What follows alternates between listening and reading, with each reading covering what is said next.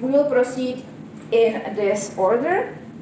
Professor Maurice Smith will introduce our esteemed speakers, Bryan Palmer and Jack Heyman. Then they each have 30-minute discussion and presentation of video clips.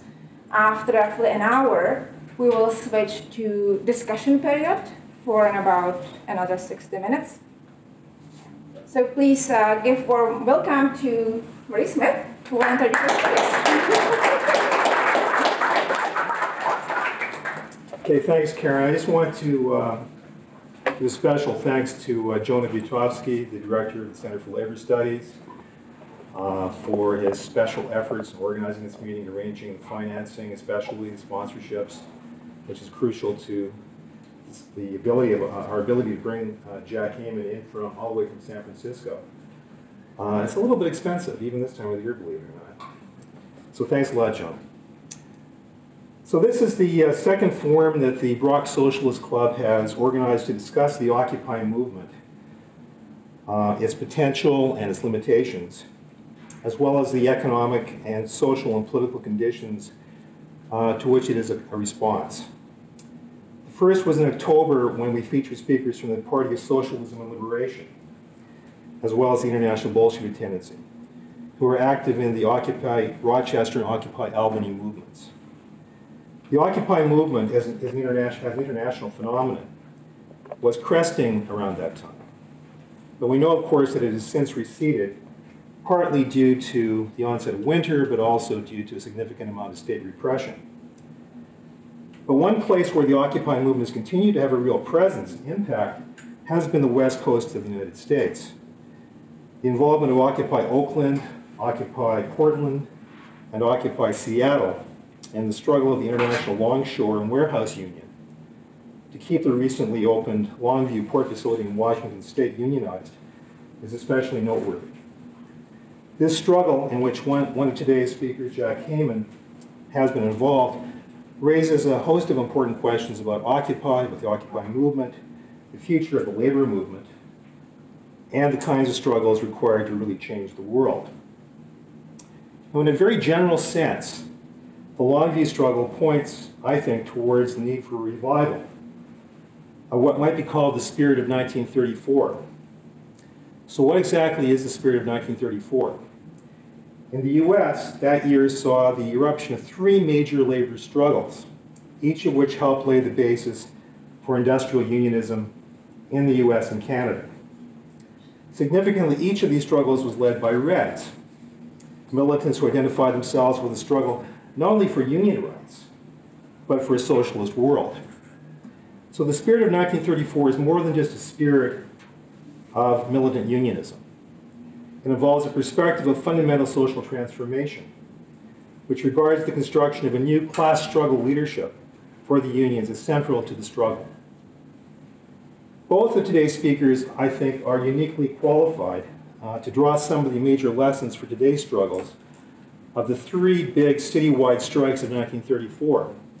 The Toledo Auto Light strike in Ohio that helped pave the way for the rise of the United Auto Workers, the Longshore strike in San Francisco, which laid the basis for the ILWU, and the Minneapolis Teamster strike, which initiated the Teamster organizing drive in the Midwest and transformed the Teamsters into an industrial union in the 1930s. So prior to his retirement last year, Jack Heyman had been active in the labor movement for some 40 years. At first in the National Maritime Union, and from about 1980 on in the International Longshore and Warehouse Union. He is, in my opinion, one of the most remarkable union militants and radical political activists of his generation. In both the NMU and the ILWU, Jack's orientation has always been to build rank-and-file class struggle currents within them. Unlike many other union militants, Jack's activism has not been confined to winning better contracts for the workers, better working conditions and wages and so on, as important as all that undoubtedly is. What has really distinguished his union activism has been his initiatives to demonstrate the power and potential of the trade unions to disrupt the machinery of capitalist oppression in profound ways. To cite just a few examples.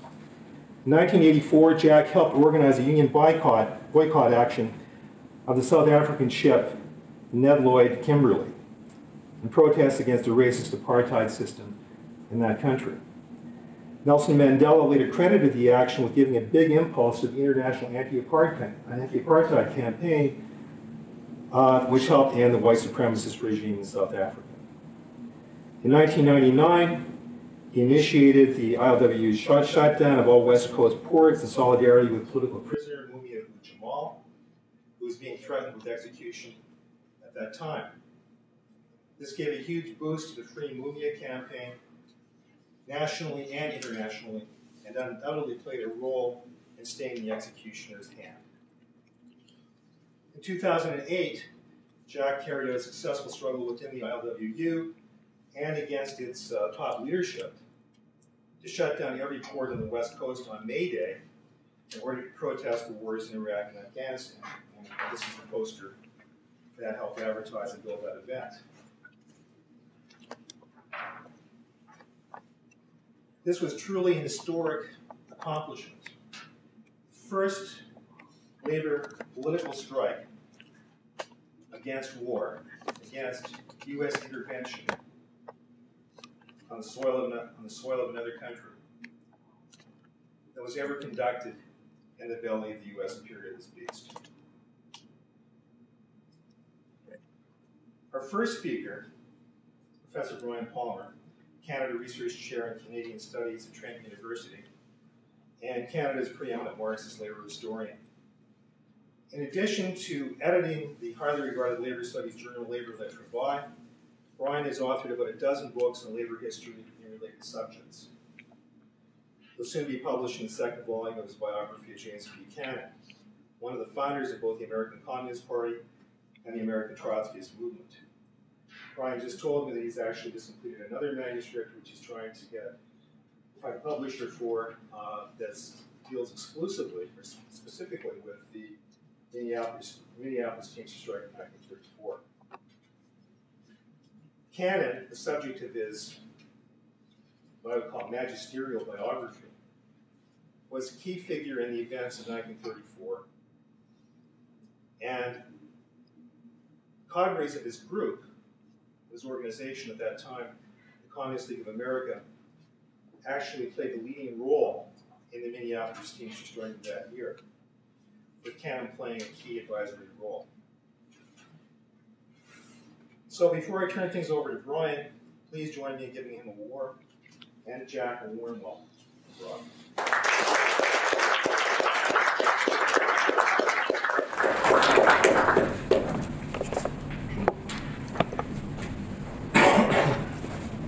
I'm losing my voice, sorry. Well, thanks very much to Murray for that introduction, to the Brock Socialist and other sponsors for putting on this talk. It's really an honor for me to share a podium with Jack Heyman, who I agree with Murray has had an exemplary life as a class struggle militant, and I'm very much looking forward to hearing what he has to say to all of us this afternoon. I really wanted to kind of just, in some sense, set the stage a bit and talk about social protest in the age of Occupy. I wanted to commence with two moments. One, 1989 and the fall of the Soviet Union, which was, of course, proclaimed by bourgeois pundits as the end of history. This, with the fall of the collapse of actually existing socialism, Stalinism, supposedly capitalism was now triumphant, and capitalism had won this battle, this world historic battle over socialism. Of course, what's most interesting if we look back on that 1989 moment, that proclamation of the end of history is what happened. Well, we had this ideological proclamation, which was then followed by 2 decades of intensifying capitalist crisis. The 1990s, currency collapses in the Far East and in Mexico. The European Union and the Canadian and U.S. economies facing escalating unemployment and deindustrialization, which were complicated, of course, by fiscal recklessness and financial markets collapsing in the subprime mortgage crisis of 2008. We've very seldom seen a proclamation of victory followed by such a kind of intense period demonstrating, in fact, not the defeat of capitalism, but capitalism's inability to sustain its proclaimed ideological victory. And so what we saw in this period is the demonstration, time and time again, that when the rich rob the poor, it's called business. When the poor fight back, it's called violence and anarchy. When the poor need a helping hand up, it's called welfare chiseling. But when the corporate rich are bailed out, it's called economic stimulus. And all of this happened because in this period reaching from 1973 to the present, capitalist crises have been unfolding at increasingly accelerating paces and with greater intensity. But the sad reality for those of us who are socialists is that capitalism itself is most emphatically not in crisis. And the reason that it's not in crisis is that it has not faced an alternative and oppositional forces that can actually show the masses of people that socialism is indeed possible. We have faced in our time a weakening, dramatically so, of the forces of the revolutionary left, and also a weakening of trade unions as basic defensive institutions of the working class. What was new in some senses, and what shifted the ground slightly in this dismal picture, were the global protests of last year. The rise of escalating confrontations in the European Union, rioting, general strikes, marches, and mobilizations in Spain, Greece, Italy, and elsewhere. The Arab Spring, which toppled dictators in the Middle East. And, of course, the Occupy movement that spread from New York across the world. So in the sort of long downturn, if you will, of 1973 to 2008, we saw the possibility of new voices of opposition, and we saw the beginnings of challenge to the ideological truculence of capitalism and its established hegemony. Occupy signified, I think, an important breaking out of the culture of retreat and resignation, which had been characteristic of much of the last decades of the 20th century. It was a youthful protest, but not only of youth. It broke many of the chains of resignation and silence in angry refusals and repudiations and rejections.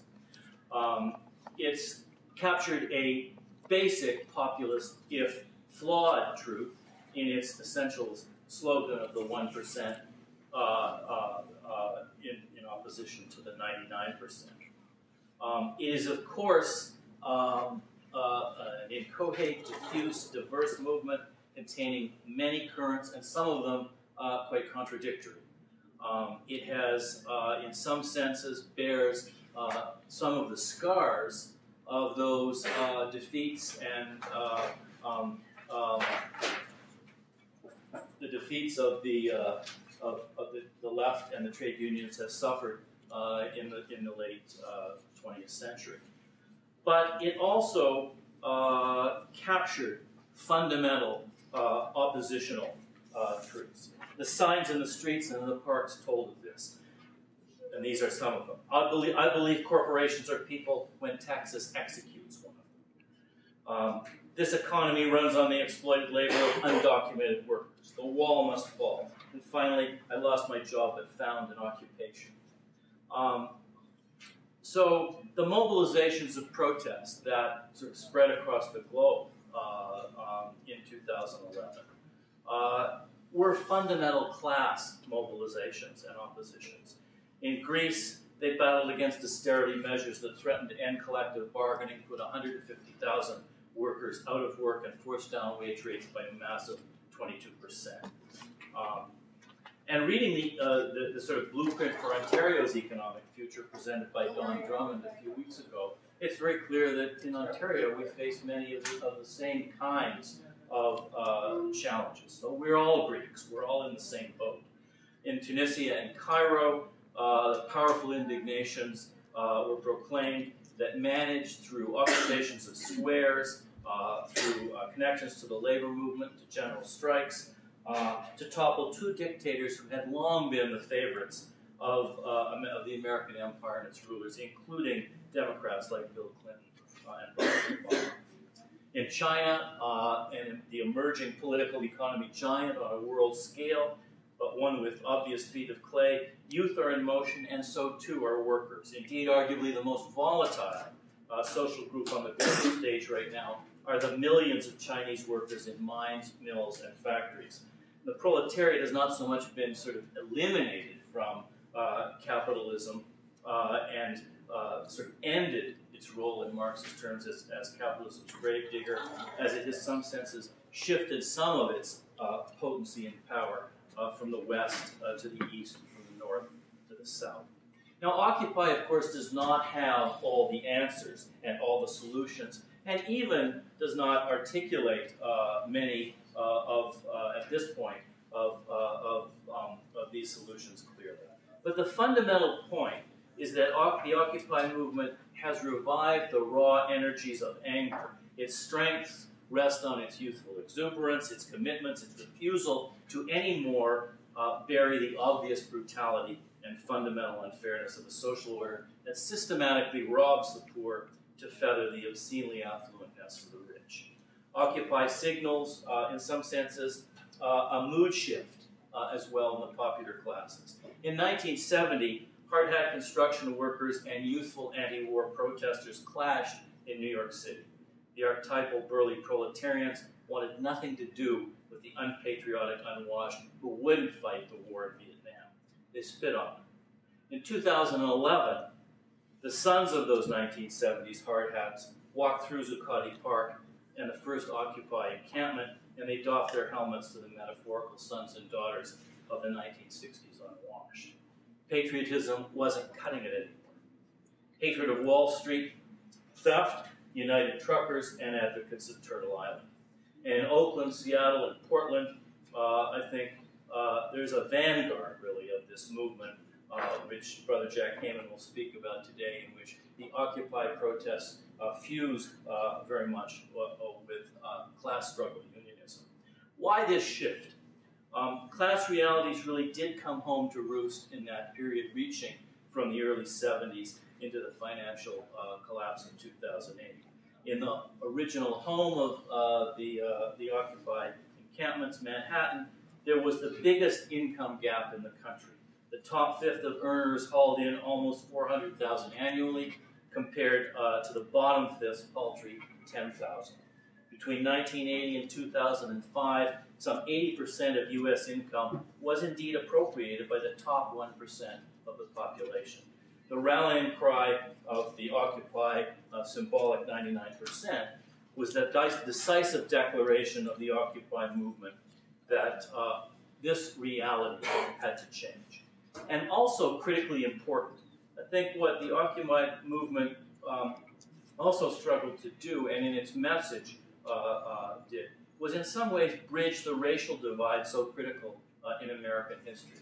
No one suffered more than African Americans and Latinos in the worsening cauldron of economic crisis in this period. Since 1987, African Americans have lost more than half of their net worth, Latinos an incredible 2/3.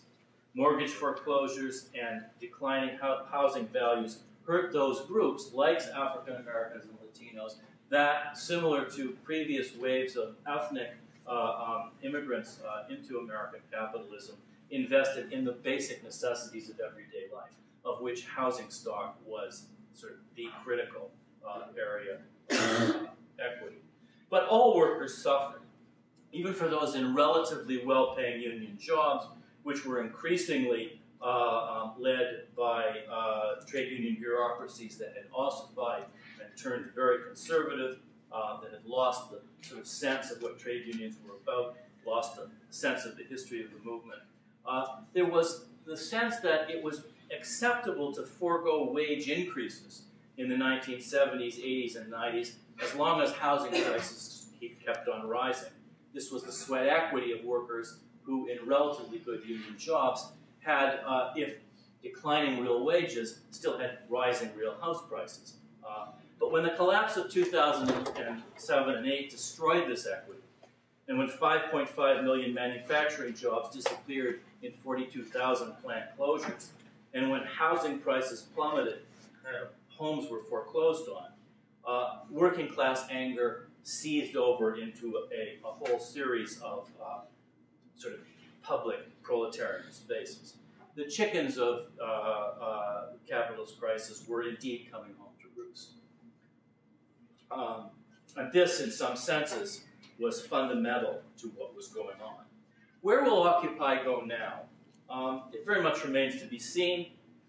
I doubt that it'll be around in 5 years, but if it appreciates its history, if the people who have forged, and the different currents that have forged the Occupy movement, pick up the sort of opportunities presented to them, live through their sort of legacy as part of long histories of class struggle, they will meld into the continuities of protest that see the working class not as a defeated class, but as the measure of humanity's possibilities. If there is no class mobilization to end capitalism's rapaciousness, there will be no end to the terror of which we are witnessing now, only the tip of a very cold, hard iceberg. Working class support actually infused Occupy with new meanings in October and November 2011 as public sector workers, teachers, and civil servants descended on New York's encampment and offered their support. It gave it a big boost. In San Francisco and up the West Coast, as Jack will talk about, a general strike put out by radicals in the Longshore Union prompted a gathering of 15,000 in support of the beleaguered Occupy encampment, where an Iraqi veteran had been seriously injured in repression unleashed by a Democratic Party mayor. It was trade unions that most often provided the basic infrastructure for many of the Occupy camps in areas that were actually less militant, including in Toronto, where trade unions supplied the vitally necessary public toilet facilities. But if Occupy must link arms with the potentially still powerful labor movement, so too must the trade unions and their ossified leaderships be reconstructed so that they can pick up the rallying cry of Occupy protesters. The labor movement has for too long been trapped in its old modes. Its leadership has become ossified. Its trade union bureaucracies are now probably as tepid as we have ever seen in sort of modern history.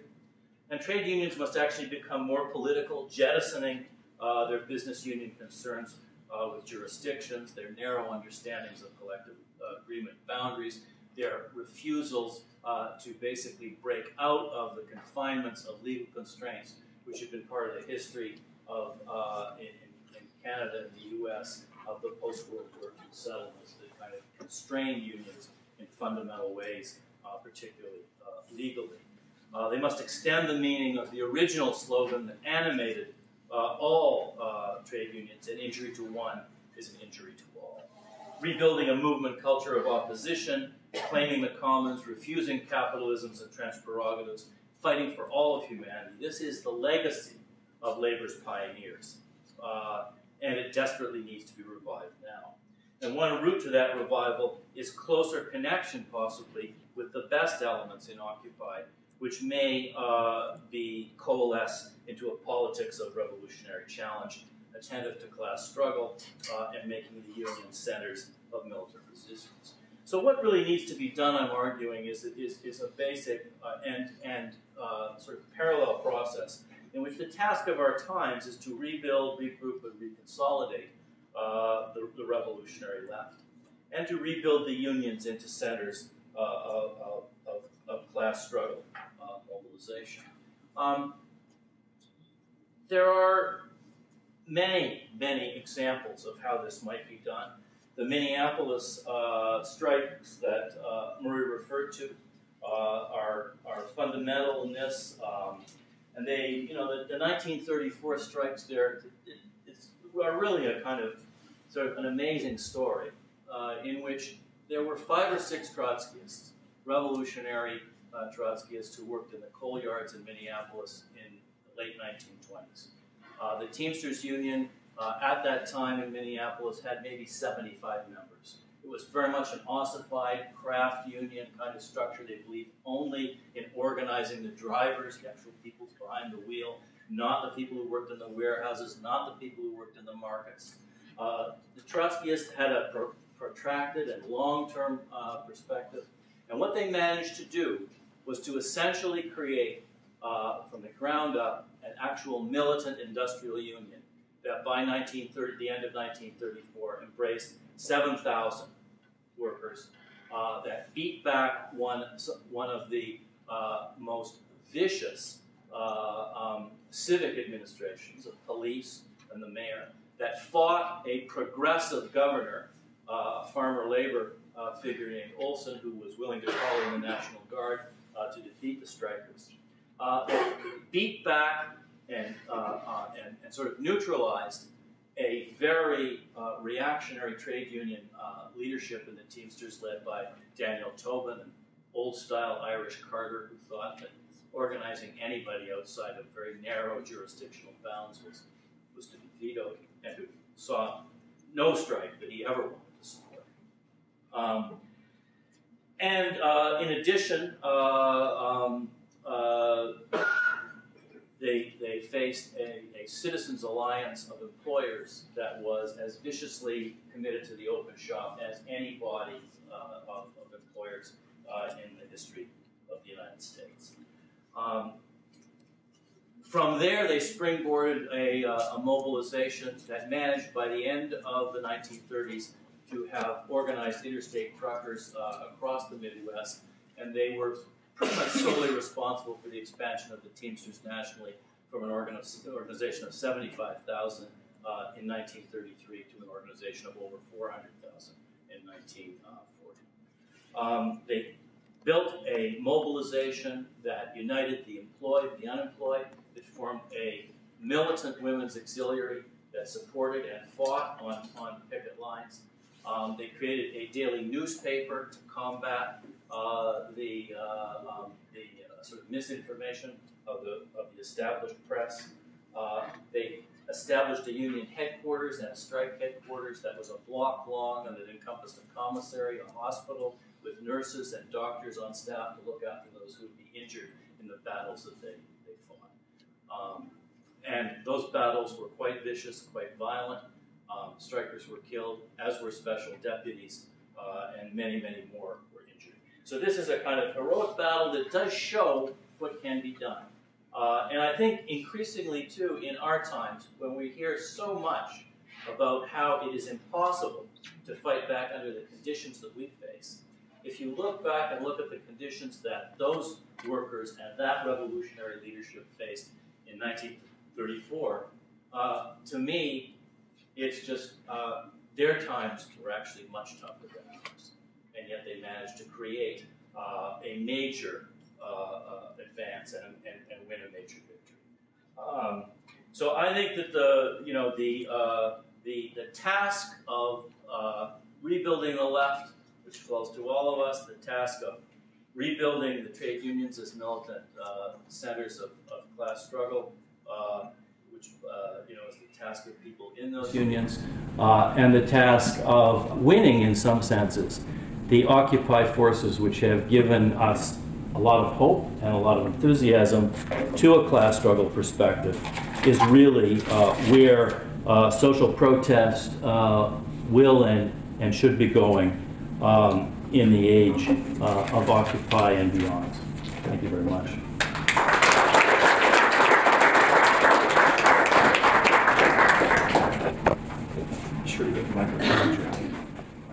I'm honored to be here this afternoon speaking with Professor Murray Smith and Bryan Palmer, both heroes of mine, and I would say that we're on different fronts in the same struggle. They're in academia, and I'm out there on the trade union barricades.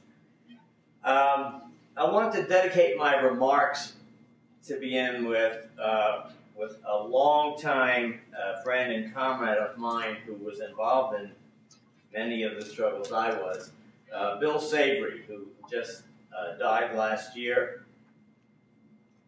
His father was a feisty Irish fishing boat captain out of Plymouth, Massachusetts, who led a very important fishermen's strike back in the 50s during the McCarthy period. And he stood up to the red betting during that period and led a very militant struggle. And his mother, who came from the other side of the tracks, came from a very bourgeois Protestant family in Plymouth, whose family owned the factory that made the lines for the fishermen. So out of that cauldron came Bill, full of conflicts, and he was always rebellious. His parents wanted him to go to Mass Maritime to become an officer. That lasted 1 year. When he was on his first tour as an officer, studying to be an officer, he was late coming up the gangway. He was not back in his room one time, and the officer stopped him at the head of the gangway. Bill had a few drinks, and he said, "Son, you're late. You can't be an officer in the Merchant Marine and conduct yourself in this way." And Bill's response was to haul off and slug him. So he was out of Mass Maritime very quickly, and he still loved the sea, and he joined the National Maritime Union, which is where I met him. We sailed many years together. We fought an ossified, right-wing, anti-communist trade union bureaucracy for years. Sometimes, in fact, once up in Massachusetts, I remember, Bill was small in stature, but he had a big heart. The bureaucrats didn't like that, and he got off a ship once late at night, and they beat him up pretty bad. But he wasn't afraid. He never backed down in the face of those kind of physical threats. And that's the kind of quality that you need in a fighter for the working class. And Bill was there when we organized an important strike on the West Coast that ran against Crowley Maritime in 1987. He also supported the anti-apartheid struggle in 1984. And just before he died, he was there for the first ever strike in the United States, a coastwide strike, shutting down all ports on the West Coast to demand an end to the imperialist wars in Iraq and Afghanistan. So it's tough losing a good friend and comrade like that, but the struggle continues. I'm retired now from the Longshore Union, but not from the class struggle. And so what I want to try to present tonight is that even though things may look bleak, there is a class war in North America, in Canada and the United States. It's one-sided. The employers, by and large, have been kicking ass for the last 60 or 70 years. And I would trace that back to the McCarthy period, with the passing of anti-labor bills, like the slave labor the Taft-Hartley bill, which banned communists and leftists from holding office, which banned solidarity strikes, which monitored every move that the union made financially and so forth. It banned mass picketing. Everything that built the unions in the 30s was made illegal with the Taft-Hartley bill. And so you see, like, struggles today, like recently there was a struggle at Caterpillar. I was talking with some of the guys at lunch about this. There was no struggle against the employer. It was basically a capitulation. Everybody lost their jobs there. I think the plant is moving down to Indiana or something like that. You've got a struggle now going on against Rio Tinto, one of the largest mining companies in the world. We had a strike against them a couple years ago. The only way that labor can challenge the power of international capital is by linking up internationally themselves. Rio Tinto is based in the United States. As I said, we had a strike. We were locked out by them in 2010, 2 years ago. Now they're locking out the workers here in Canada. They've taken away land from Aborigines in Australia, from the local people in Africa. And the only way for workers to fight back is to begin to organize internationally. And we saw the semblance of that with the Liverpool dockers struggle in 1995 that started, and it lasted for a couple years.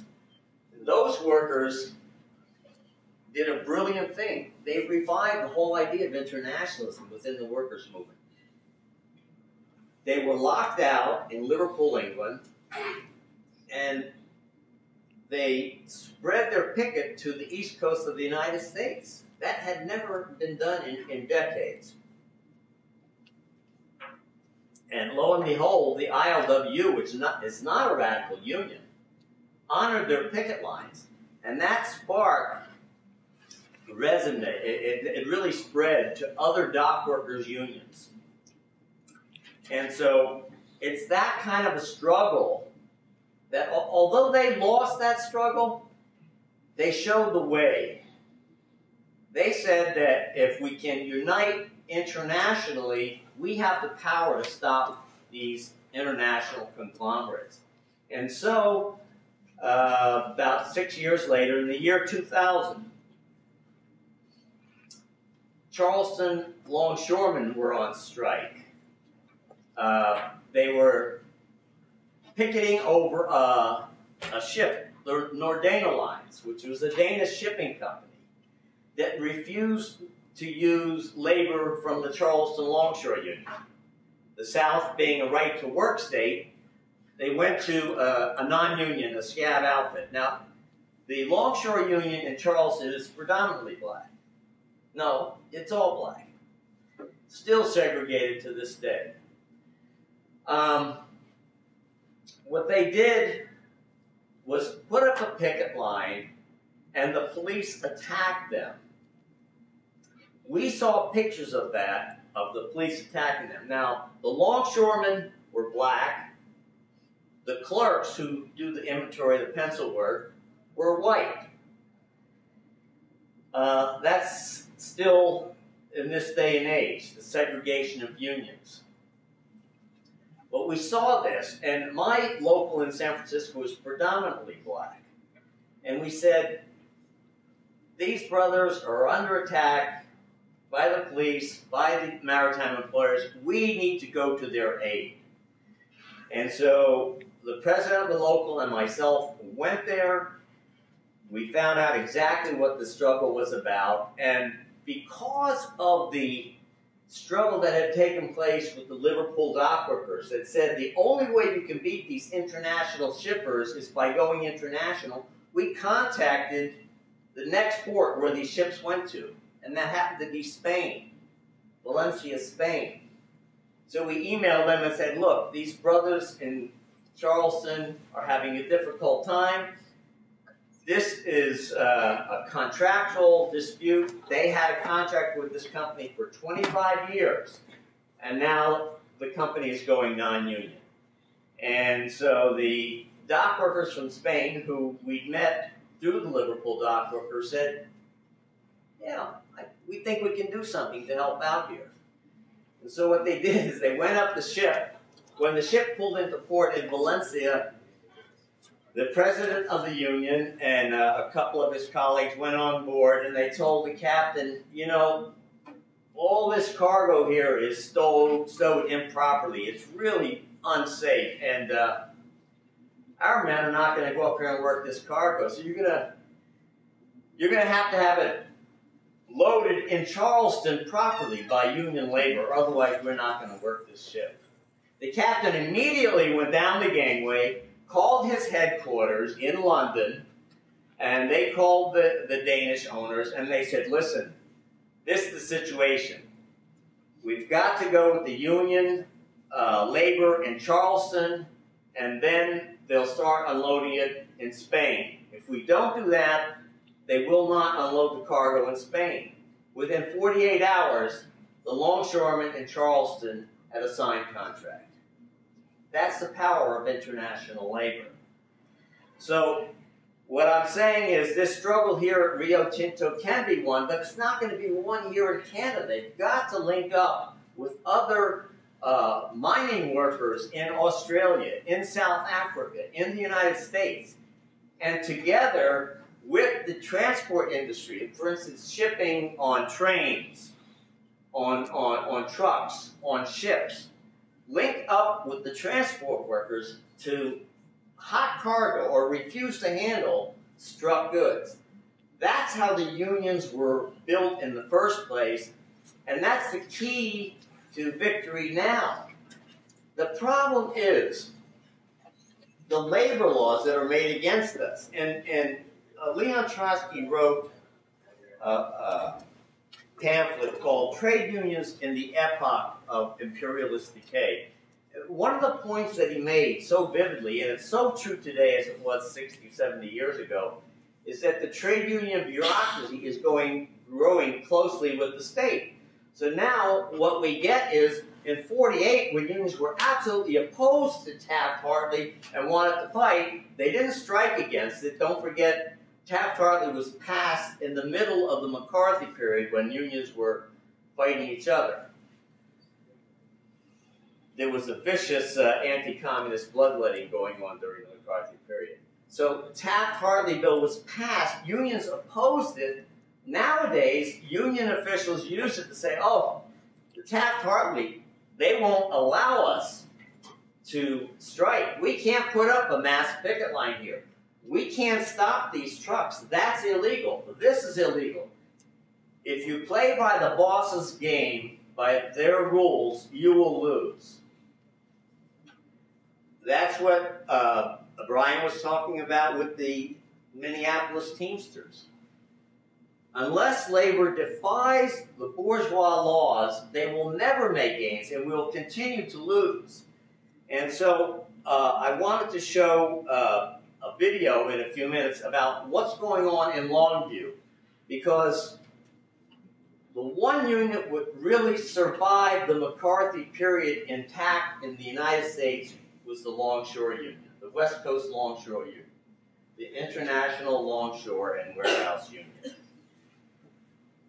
And we survived because although the bourgeois government of the United States attempted to jail and deport leaders, leftist leaders, communists, and the leader of the ILWU, Harry Bridges, admitted he was a Marxist. He made no bones about it. He said he was a wobbly, a syndicalist when he was a young man. But when he saw the workers' revolution in Russia, the Bolshevik Revolution, he saw that workers could actually take power and run their own country, run society. That inspired him. And the key to deporting somebody is you have to prove they're a member of the Communist Party. That he always denied. And so they attempted, though, 4 times to deport Harry Bridges for being a communist. And each time our union successfully defeated that effort. They knew behind it each time that if they did deport him, every port on the West Coast would be shut down. Shipping would come to an end. And so we successfully defeated that effort.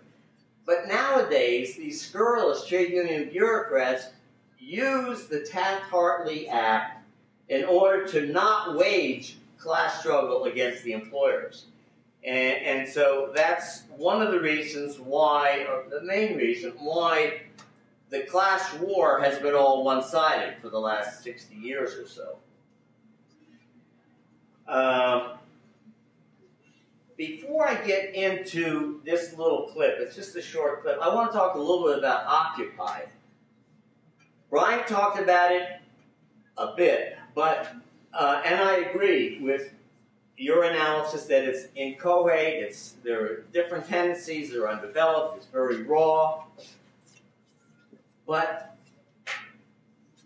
in one regard, they're much more advanced than we were in the Bay Area and in the United States in the protest movements that we had years ago. It's much more advanced than the free speech movement was at Berkeley. And I'm speaking now about the Bay Area, which is, if there's any hotspot in the U.S. For leftists, for activists, it's the Bay Area. So Occupy is much more advanced than the free speech movement was. We had our anti-HUAC, which were that was the House Un-American Activity Committee during the McCarthy period. We had protests there. In the 60s, the Black Panther Party arose in Oakland over the question of police brutality, police occupation of the ghettos. The anti-war movements, anti-draft movements. We had very militant demonstrations in Oakland and Berkeley against the Vietnam War. But what set the stage for all that, really, was 30 years before, when there was a maritime strike in 1934 that was led by Reds. I think it was Murray, I forget Murray or Bryan. One of them said there were 3 important strikes in 1934. They were all led by Reds. One was the Autolite strike in Toledo, Ohio. The other was the Minneapolis strike led by the Teamsters. And the Longshore strike in San Francisco that included the whole West Coast eventually, and it was led by people influenced by the Communist Party. So in 1934, we had a strike that shut down all the ports on the West Coast. Police opened fire on strikers. 6 strikers were killed. In San Francisco, the 2 strikers were shot in the back in cold blood. That provoked a general strike. And you should have seen the headlines in the newspapers. It was Bolshevik Revolution coming to America. These anarchists are out of control. They're going to destroy our country. All this red baiting against the longshoremen and seamen who were striking. And they declared a general strike, and on July 5th, which is when what we call Bloody Thursday, that's the day we commemorate those martyrs. Everything is shut down, and was shut down in 34, and we marched through the street. About 10,000 seamen and longshoremen marching through the streets. And the papers are saying there are going to be riots and there's going to be a revolution. But there was real proletarian discipline. We marched rank and file down along the Embarcadero, down Market Street, and won the sympathy of the public because they saw that we were fighting for our rights. We were fighting for the right to share jobs in the midst of a depression on an equal basis. Black and white, all nationalities, without the employer being able to pick their favorites through nepotism and favoritism. And it was a powerful expression of workers' power. That strike, that general strike, and the strike that covered the whole West Coast, laid the basis for the culture in the Bay Area. A culture of protest, of defiance against capitalism. So that when we had this strike in 08, or against the wars in Iraq and Afghanistan, or when we did the anti-apartheid action, or when the Black Panther Party was formed, there was that feeling of rebellion in the Bay Area. It exists today. It's in that context that Occupy Oakland is having tremendous success. The New York Times says, Occupy Oakland is in the vanguard of the Occupy movement. Why? It's not that they stand alone and they're the most militant. They link up with the labor movement, a militant labor movement. On November 2nd of last year, they called for a shutdown of the Port of Oakland. They worked with rank-and-file longshoremen. One of the demands was support to the Longview longshore struggle. We'll see a clip on that in a few minutes. The other was to support the port truckers, the majority of them Mexican-American port truckers in Los Angeles. So it was around those two demands, plus the police in Oakland attacked the encampment of Occupy in front of Oakland City Hall. And I think many of you have seen the bloody images of one young man, Scott Olson, an Iraq veteran who did two tours of duty in Iraq, only to come home and be brutalized by the police in Oakland. He got hit in the head with the tear gas canister. That was the exact same way one of the strikers in 1934 was killed, by a police tear gas canister that struck him in the head. Scott became a symbol of resistance. And already it was a militant Occupy movement. They had demonstrations through the streets of Oakland calling for death to capitalism. Long live the Oakland Commune. So no wonder the New York Times calls them the vanguard of the Occupy movement. But they're tied to class struggle in the trade unions. And this event on November 2nd was nothing short of spectacular. If you can imagine 30,000 people marching into the port of Oakland.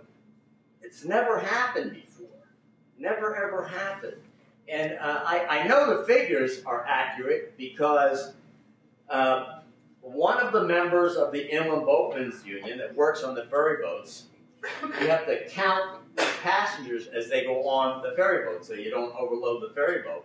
And he was there with his counter, counting wave after wave after wave of people coming into the port. So it stunned the ship owners. It scared the hell out of this company, Export Grain Terminal, EGT, up in Longview. And it set the basis for real class struggle once again. So what I'd like to do now, that's kind of a background of Occupy Oakland. I want to move to, well, let me do one more thing. On December 12th, they called another action. Now, the union bureaucrats in the ILWU were running scared. When they saw the November 2nd action, nobody had seen anything like that. And mind you, these bureaucrats know nothing about organizing job actions of dozens of workers, much less 30,000 people taking over a port. When I say take over a port, I mean the cops were there on their motorcycles, and they took off when they saw waves and waves of people coming into port. What could they do? They were helpless. They couldn't do anything. So the union bureaucrats, likewise, were running scared. Occupy, on the other hand, was feeling their oats. So on December 12th, they called for a shutdown, not just of Oakland, but of Seattle, Portland, Longview, where the struggle against EGT was taking place, and Oakland, and also LA. And the union bureaucrats freaked out. They decided to draw the line. That's it. They can't tell us what to do, the bureaucrats were saying. We run the ports. We're not going to have any outsiders, any third parties, as they put it, telling the longshore union what to do. Well, what they were trying to do was say, look, we're in solidarity with your struggle.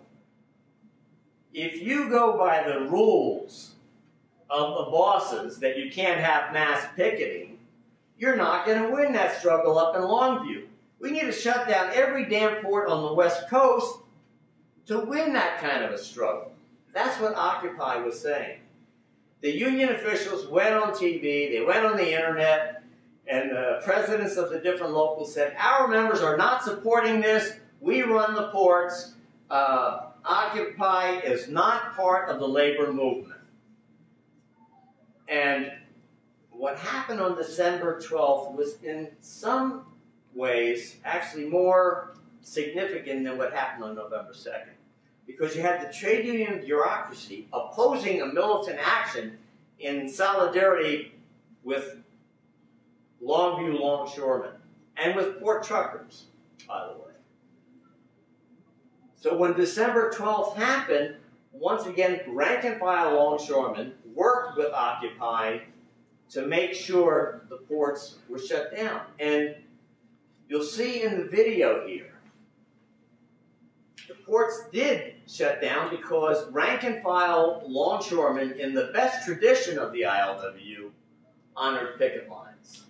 And they did it here. And when I said in the film that the union officials that were at this meeting were saying, they were complaining, they wanted the organizers of that forum, a solidarity forum that was organized by Occupy, to read the letter from the president. And it was said a number of times, the letter can be read after the speakers are finished speaking. Just the way we are here having a discussion after the speakers are finished speaking. That's the way you organize a public forum. But that wasn't good enough for them. So in here, the president states that Occupy has usurped the democratic right of the union. Well, the democratic right of the union would have been for longshoremen to have voted whether they want to support these picket lines by Occupy or not. That vote was never, the rank and file of the longshore union never had the opportunity to vote on that. They didn't. But what I said in the film clip, and you'll see it shortly, is I said they didn't have the right to vote on it, but on December 12th, they voted with their feet. And in port after port, in Seattle, in Portland, in Longview, and Oakland, the longshoremen honored the picket line. And that's when the bureaucrats went crazy and disrupted this solidarity meeting organized by Occupy at the Labor Temple in Seattle for the Longview longshoremen. So let's take a look at this. It's a short clip. All the speakers here, well, 6 of the speakers are rank and file longshoremen. One of whom was from Occupy. Now these people are all from Longview, and they were acknowledged at the beginning of the forum and given an applause for their courageous struggle. They've been blocking grain trains, and they actually went in and occupied the EGC facility. And this is how the police responded. That was a former vice president leading the pack, attempting to disrupt, and they did disrupt the meeting for quite a while. I want to wrap up my remarks and make it very succinct in saying that the Longview struggle is now over. The international ILWU bureaucrats negotiated a contract with EGT. After the tremendous struggle that was waged by longshoremen from the Northwest coming down, shutting the ports down, occupying EGT, being arrested time and again, men and women, they finally went into negotiations. And what happened was there was an armed Coast Guard cutter and helicopters. This shows you the role of the bourgeois government, always on the side of the employer, escorting the first grain ship down the Columbia River to the port of Longview. The Democratic governor of Washington was scared to death that there was going to be a bloodbath there. And these workers in Longview said, we have no options. We have to win. They're trying to bust the union. And they were intent on giving it their all. The governor was right. There would have been a bloodbath. The problem is all the weapons were on one side, so it was the workers that would have taken the brunt of that police repression. She didn't want to see that because the elections are coming up, and the Democrats cannot pose as friends of labor if they send the military and the police against striking workers in the midst of a capitalist crisis. And so she intervened and told the employers at EGT they have to sit down with the union and negotiate. So the International, after this tremendous, courageous struggle by men and women of Local 21, ended up negotiating a concessionary contract, which we rank-and-file longshoremen are going to address in a bulletin called Snatching Defeat from the Jaws of Victory. Because the rank-and-file waged a tremendous class struggle here only to have concessions be imposed on them by the trade union bureaucrats that wanted to comply with Taft-Hartley, where they were scared to death of the federal courts, the fines, and just wanted to get it over with at any cost. So the one thing we did get is we protected the jurisdiction of the Longshore Union, but the cost was tremendous.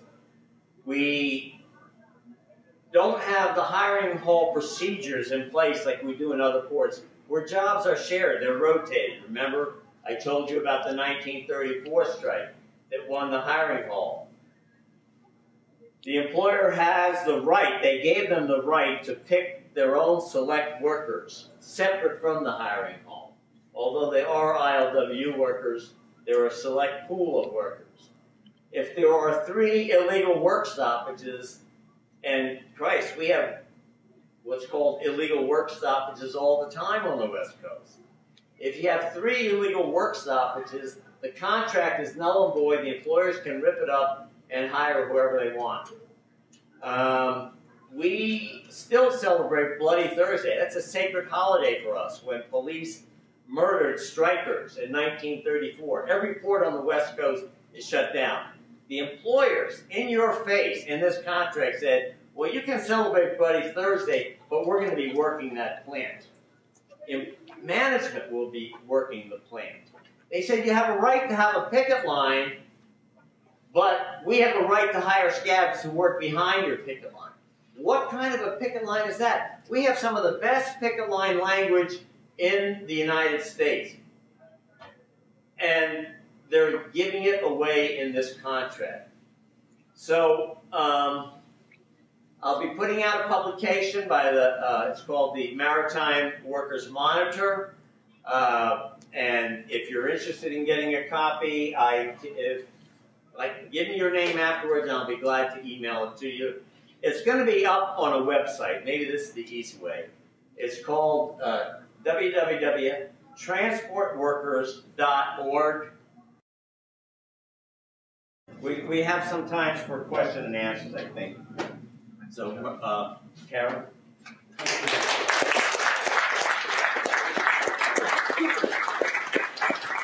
Thank you very much for the payments. We'll have only about 10 minutes or so for question, comment period, and I'm here to take the speakers. Okay, I'm retired now, but my family's been involved in unionism and unions all throughout since they came here in 1929 to the 30s from Europe. But one thing that you pointed out, and I think that unionism and labor has forgotten, is that solidarity is the thing. I've been out on strikes in various different jobs that I've had. One, we were about to win it, then we snatched the feet out of victory again, and that because one part of it folded And not only if they would have just kept quiet, we might have still won it, but 3 days before the strike was over, they announced it was going to be over. How are you going to win then? What labor has to do again is take back the rank and file. Get rid of those bureaucrats. Get them out of there. Put people in there that are going to be against this and fight for your rights, not the rights of labor. It's easy for companies, they're international. They have a few corporations now running all of it. You have to, solidarity is the only way you're going to beat them, like they started showing. You have to go international for these multinationals. You can't do it any other way. And that's what people have to start pushing for and start getting the word out, as you said. Tell them, have them somehow get rid of that bureaucracy. It's the only way you'll be able to do it. Why has it taken 60 years of not getting rid of Taft-Hartley yet? It didn't take long to pass it. Why has it taken so long to get rid of it? It's still not done. You know. That's just the point. Anyone else? Just want to raise a couple questions. One is what the IMF, the International Monetary Fund, calls, or what Greg Palast calls the IMF riot, which is part of the predicted end goal of a capitalist collapse. So how does Occupy fit into the predictable results of the casino capitalism? In other words, Occupy, anyone can see it coming 10 years away, because that's what happens when you bottom out of an economy. So why wouldn't the controllers be well aware of this protest movement and arrange for it?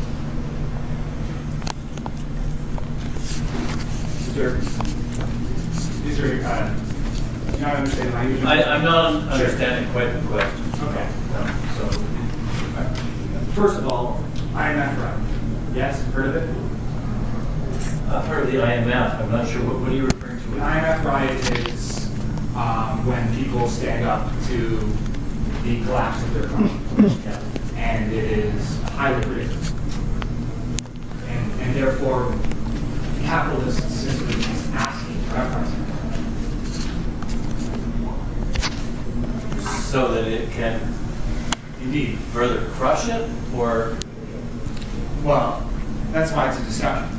The idea I'm injecting is the dialectic of problem, reaction, solution, thesis, antithesis, the synthesis. The thesis is there's a capitalist crisis. The antithesis is there's a social revolution. And of course, the topic of discussion is what is the synthesis of that? Jack,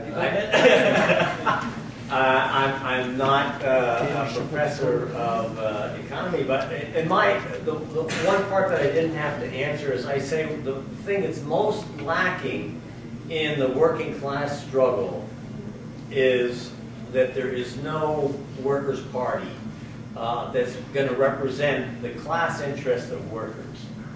It would have to be a revolutionary workers' party to unite worker struggles internationally. And ultimately, it would be expropriating the banks instead of bailing them out, expropriating industries like Caterpillar that just says they're closing up shop, and put it at the disposal of workers. So it would be a socialist society. I think that the word socialism is no longer a dirty word, and I think that's the direction we need to be heading in. I suppose if I understand what you're getting at, I think that this notion that capitalism is essentially calling for a response in order to sort of get itself out of a crisis, or to create a situation in which it can suppress those elements that are rising up. I think that I would question the basic premise. I mean, I would question the basic premise that capitalism at this point actually feels that it is in a deep-seated crisis, and is actually worried about the outcome. I think capitalism is as firm in the saddle right now, in spite of the recurrent and periodic crises that it goes through. It's comfortable in its hegemony, in part because it has not had the kind of opposition that you've just been raising about an organized working class and socialist revolutionary resistance.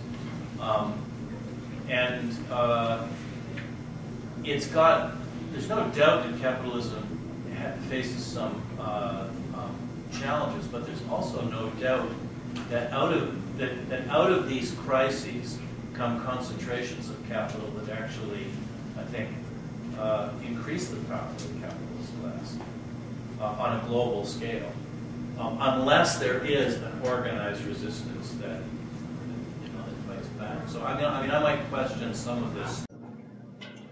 I would like to know how you can talk about changing the unions when there are unions such as the largest private sector union in this country, with the entire process of elections above the local level is completely rigged, and it's absolutely impossible. And I speak for 20 years of experience to attempt to replace anybody in the leadership of, in my case, the CAW, because it's totally rigged.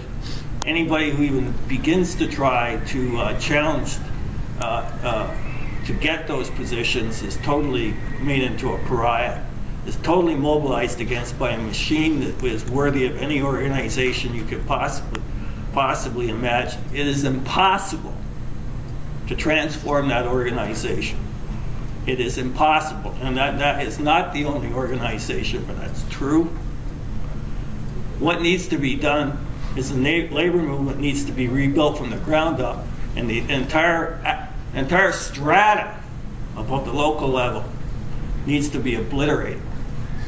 And the only person in the labor movement in North America who's ever even begun to set out a strategy for doing that was Stoughton Lynd, when he talked about solidarity unionism from below.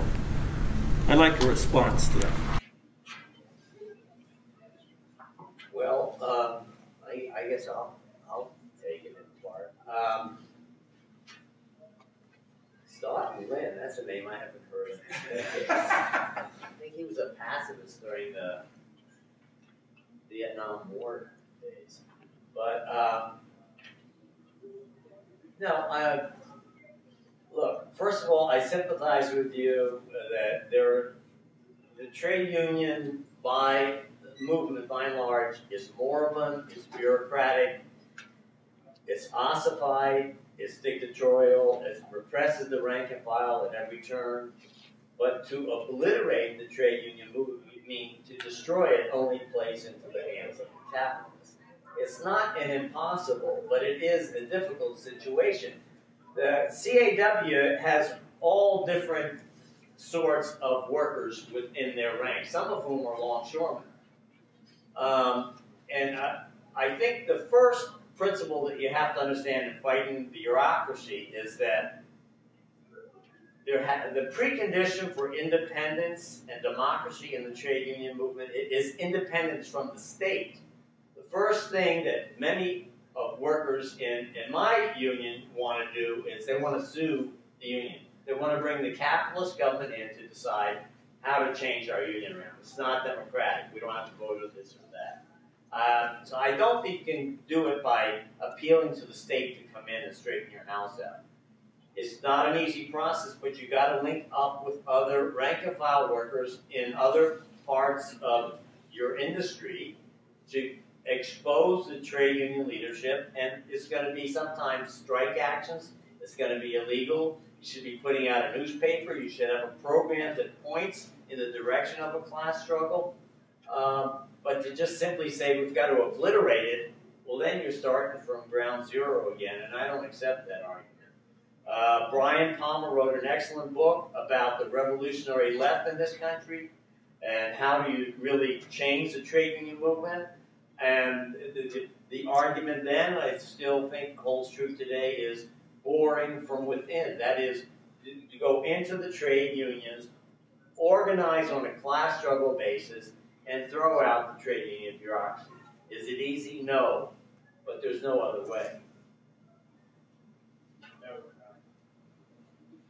Very succinctly, Ron. Well, I believe there is such a party in Canada that you described. And I know there are organizations that believe there is an international, at least they call themselves an international.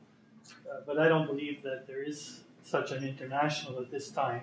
I know we have our party, I know it's a revolutionary party, but the task of building a new communist international is a task that is a long way from being approached, in my view. It's a lot of work to be done, but building the international solidarity of those workers' struggles, like this current one at Rio Algo that's taking place, may be part and parcel of that.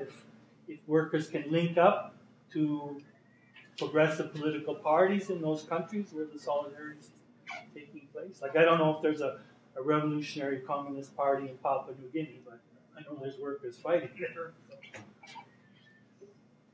So just if you have some view on the extent of an international at this time. Can we take it? How much time do we have? We have no time. Somewhere else. To respond I think we Ron, should and then clarify that, close. we did book this room for 4 to 6, but evidently somebody screwed up the book Brock bureaucracy. And so we have an overlap situation where somebody else booked from 5 to 7. So we have compromised on this and decided to vacate these premises at 5:30, unfortunately. My head's on this. We're halfway through Jack's remarks. We're really very apologetic about not being able to have more time for discussion. We had planned to have almost an hour of discussion. But in fairness to the other group, we can't do that. And we are moving the discussion in Catskills a place down the hill which we booked to continue. So if you are free, you're welcome to come with us.